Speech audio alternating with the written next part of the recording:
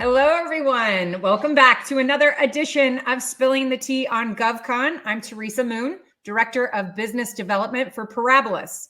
We provide a better financial partnership for government contractors that includes a line of credit to fund your growth. The purpose of this podcast is to assist small businesses with success in the federal marketplace by introducing them to industry experts and resources that they may not otherwise know about. Today's guest is David Safir. David is a new friend, and he is our resident cash flow advisory specialist. After some research and speaking with David, I knew he would be a fantastic asset for our network. So welcome, David. Thank you very much, Teresa. It is a great privilege to be here with you today. Well, I appreciate you being so gracious. I am excited to have you on the show. After chatting with you and learning more about what you do and how you help businesses get financially healthy with your process, I knew that we needed to have you on, and we needed to start connecting you with people in our community who desperately need your help. And so if you would please tell our network a little bit more detail about yourself and your expertise, and then share some details about your business, please. So here, Teresa, it is part of my mission in life at this point in time to be expounding on the virtues of cash flow. Now, everybody talks a good game, cash is king, but very few people do anything about it. And they don't really treat cash as king. They do all sorts of other stuff. So I'm here to educate the marketplace. When I say marketplace, business owners and the financial professionals that support them. That would be accountants, bookkeepers, other financial professionals. We have education systems online and live to teach people a fundamental 6-step process from going to confusion to cash flow maximization. I came into this because I was doing consulting for businesses. My background is with large corporations. I did work as a general manager, which inside of a large corporation means you are responsible for the profit and loss, not just sales, not just marketing, but margins, product mix, client mix. And I had to learn how to make a profit. Well, we don't worry about cash flow, but all my small business consulting clients at the end of the day had one issue. They needed more cash to run their company and grow. So I started specializing, and I've put together these systems to help lay people, even accountants and bookkeepers. It's simple language, simple processes from turn complexity into simplicity to get to cash flow maximization. I love it. I mean, that is exactly what this program is here for, is to break it down for everyone so that information that they desperately need is palatable and they're able to take it, process it, and utilize it. And so I knew that you were going to be a great resource for this purpose. And, you know, you're preaching to the choir here, because most of the people who follow us are looking for avenues to, you know, better their financial health. And, you know, we say all the time that, to your point, cash is king, but also, you know, the number one issue for all small businesses, or businesses of any size, frankly, and in any industry, is access to not only flexible, but affordable capital. And there's a lot that people don't know. And I know you're going to break it down, the differences that people don't understand. And I'm one of them. You know, if it weren't for the fact that I was in this industry and constantly trying to learn more, I wouldn't know what I know. So if I was a business owner that was focusing on presenting my business to the marketplace as a subject matter expert, I don't think that I would know anything different, you know, from where my thought process was prior to getting into business. I mean, our CEO says all the time that the majority of business leaders are functional operators. They know what they do well, but they don't know the inner workings of, especially the back office as it pertains to financing and record keeping. And so I find it particularly interesting, though, because a lot of people don't understand the difference between record keeping and cash flow projections and that type of thing. So why did you decide to focus on cash flow? You know, I touched on it a little bit, that I was doing consulting for businesses. And because I had been a general manager, some companies I was helping with marketing, some on sales, some on operational issues. But at the end of the day, what they all wanted to be able to keep growing their company. And at one point I said, all right, I want to specialize in something. And I had never thought about in this way, but I realized that it's cash flow. And then I said to myself, you know what? There must be 99 ways to impact cash flow, because I kept reading these articles, 5 ways, 6 ways, 10 ways, and they're all saying the thing. I'm going, what's the problem here? And I realized there was a dearth of information. There was lacking information in the market. And I sat down to write out my 99 ways, and I just kept going until now. There's a couple hundred ways, but I've simplified it into a 6-step process. So while there's different things you can do, it's a simplified process. You just take what you need. And that's helpful, because dwindling down a list of 100 down to 6 definitely will keep your audience's attention. That's for sure. I mean, anyone can see that. Obviously, it's a lot easier to follow the less information that is provided, right? But I think what you've done is you've put it in concise terms so that people are really focused on what is most important first, and then getting started from there. And so with that being said, how about with regard to small businesses? What are the biggest challenges that they face? Well, one of the biggest challenges that they face is, frankly, cash flow. I mean, I have yet to meet a small business. That's not true. 1 in 100 really has their act together. It's usually because of a financial professional who helps them through this. But there's a myth that accountants, bookkeepers, tax accountants understand cash flow, and they can help not just cash flow, but help a business, and they're not trained to do that. So one of the big myths is accounting can help your future, when really it's a backing. And it could help see a pattern, but there's a lack of understanding in the accountant financial marketplace for how to move things forward. Not their fault. They're not taught in school. If you go look at the CPA exam, it's all backwards looking. So that's a big myth. Another myth is the accounting team is responsible for cash flow.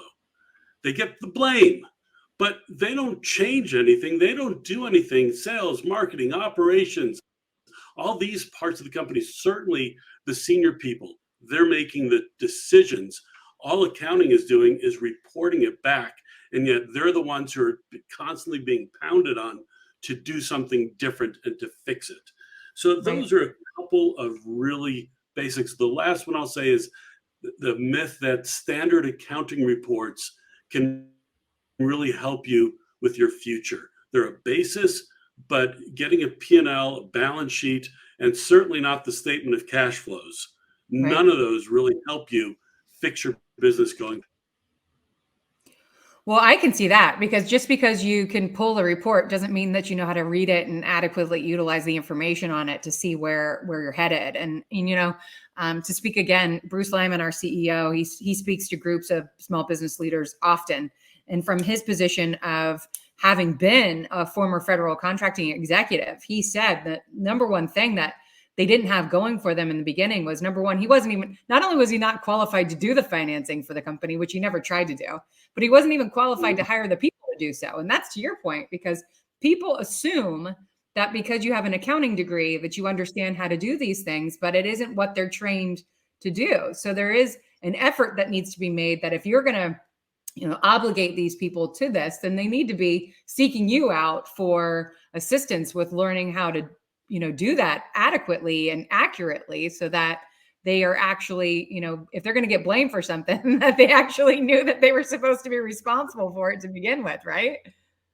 Well, right. And they can point out the opportunities to say, listen, I can't make the impact on the company because I don't make these decisions. However, I've analyzed your clients, and we are losing money on these clients, literally taking cash out of our pocket and losing money. So you might want to fire them. So there's another myth that all revenue is good. Right. And I don't buy into that, because you've got clients that are costing you money.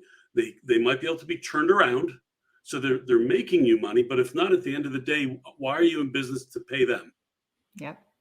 It makes sense. So that's something that we can do from an accountant, or a bookkeeper or a finance person can say, here's some potential solutions. Let's go figure out how to execute it. Right. So a good point of reference would be to get you into some of these firms that we work with and that we refer to often, and make sure that their staff accountants and their people that are assisting our clients and other clients like them with this type of information. I think this isn't, you didn't reinvent or invent this. It, obviously was there, but you've got a unique knack with helping people, especially small government contractors, with regard to how they need their financing. You've developed programs that are specific to certain industries and certain types of business. This isn't a cookie cutter approach, correct? Correct. The principles are all the same, but there's a big difference between a construction company, a services company, a company that holds inventory. And so there's different models that have to go into place. But from a point, cash flow is, when does money come in? When does money go out? And you add and subtract. That's it. The tough part is understanding the business model that they actually operate in. When does money come in? When does money go out? That one thing, mapping it. One of the challenges with accrual accounting, which is what a lot of accountants use, is it tries to normalize and do accounting periods according to theory. We don't want theory of cash flow. We want reality. When is the money hitting the bank account? When is the money leaving the bank account? Any industry can benefit. Any business model can benefit. Yeah, because it's not going to benefit you to go in there and see one number and have a bunch of things not hit your account, and you go and spend money that you think you have and you actually didn't have it. Absolutely. I talked to a client just last week. We've been working together for 3 or 4 months. He says, "Oh, we're doing much better now. We're invoicing $350,000, $400,000 every week." And I said, "That's great. Are those invoices?" Well, I guess I already used the word invoice. Those are the invoices. But we've looked at their history, and they'll go for 2 weeks without any cash coming in. And during those dry spots, they can hit a payroll, and payroll's oftentimes the biggest expense. You multiply that by the rent, which is oftentimes the second biggest expense, and all of a sudden they're like out of money. Even though their billing is consistent, cash flow very rarely is.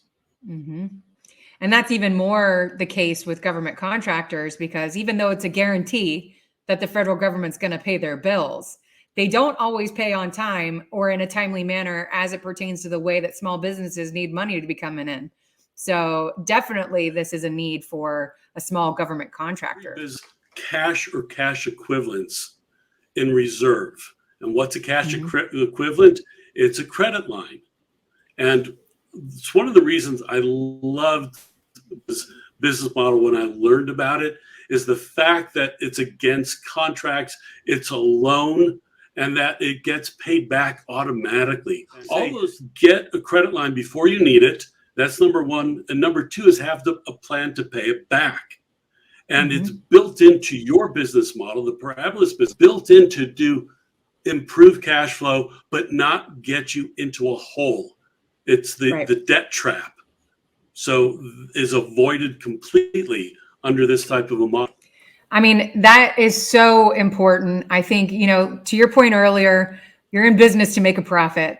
And even though we like to encourage people to utilize strategic debt, because it's always better to borrow money from someone else, use someone else's money for it. But if you're digging a hole by doing so, you need some tools in your toolbox to figure out what a better avenue would be. So finding a good and flexible and affordable lending partner is key. And also being able to recognize insufficiencies in your record keeping and being able to tighten it up there is also important. So we definitely appreciate what your services bring to the table. And I think it's long overdue for people to recognize how this applies to their business. And I don't think it's a symptom of just small businesses. I think larger businesses sometimes become successful and don't have things like this in place to, secure their ability to keep doing well. And so I think that this is important for all businesses. We support, the small and growing government contractors. So we know the market for your services to them is going to be really important. So we're grateful. And We talked a little bit about the myths about cash flow management. We talked about how it's important for your accountant or your CPA to understand how they can give you recommendations based off of things like this. Where do you find that you are providing the most benefit? Is it in just the overall teaching of the 6 steps or the 6 ways, or is it in the very clear and concise way that you deliver the information? What do you think is the best benefit there? Well, the biggest benefit is I've consolidated a lot of information. If somebody wanted to, they could go. I've got a close friend who works for a software company that does business modeling, and he's a big fan of mine.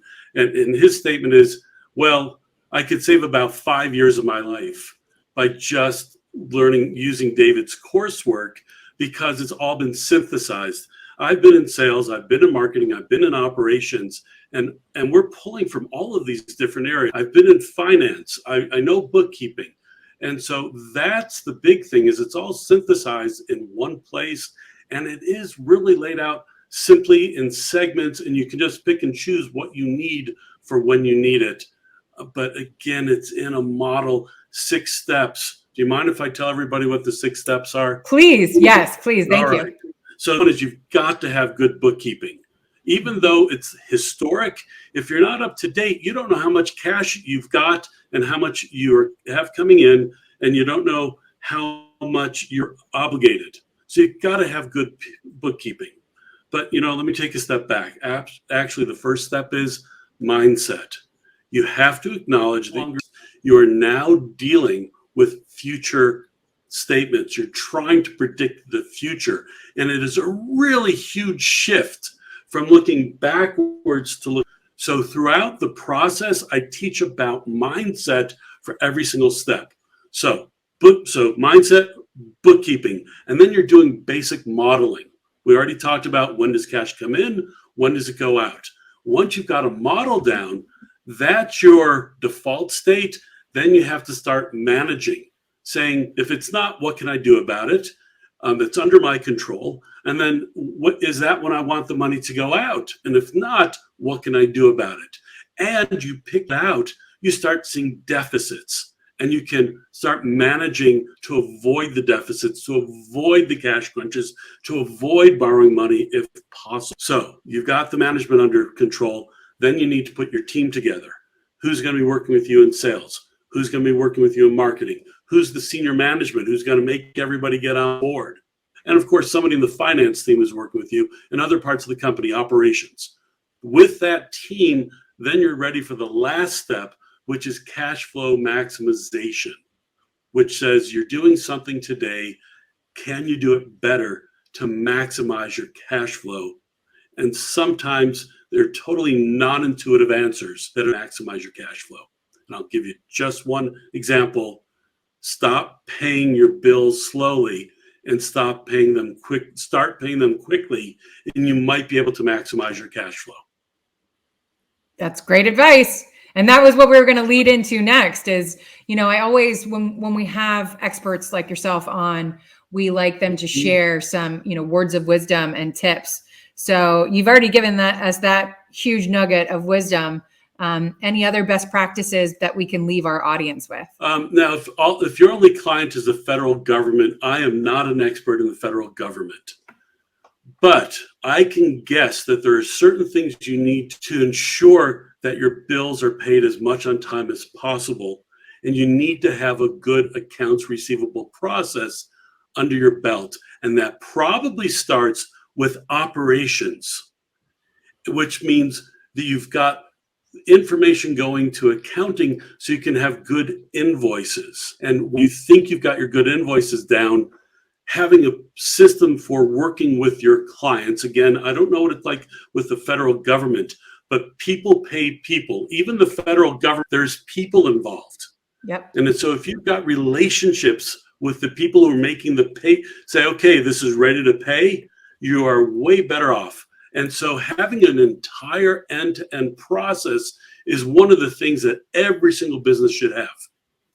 That's great advice. Yeah.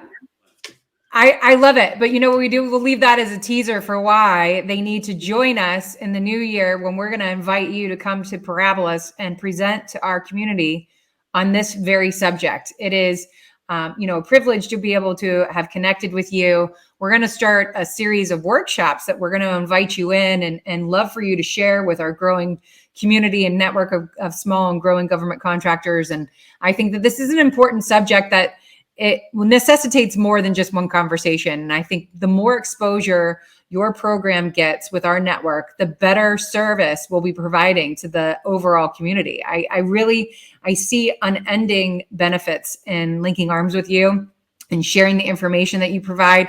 I love the way that you break it down so easily for anyone to understand. We talk a lot about how access to cash and financing is one of those new taboos where people just don't want to talk about it. And it's for a couple different reasons, right? People are afraid that it might expose some of their insecurities as it pertains to what they don't know.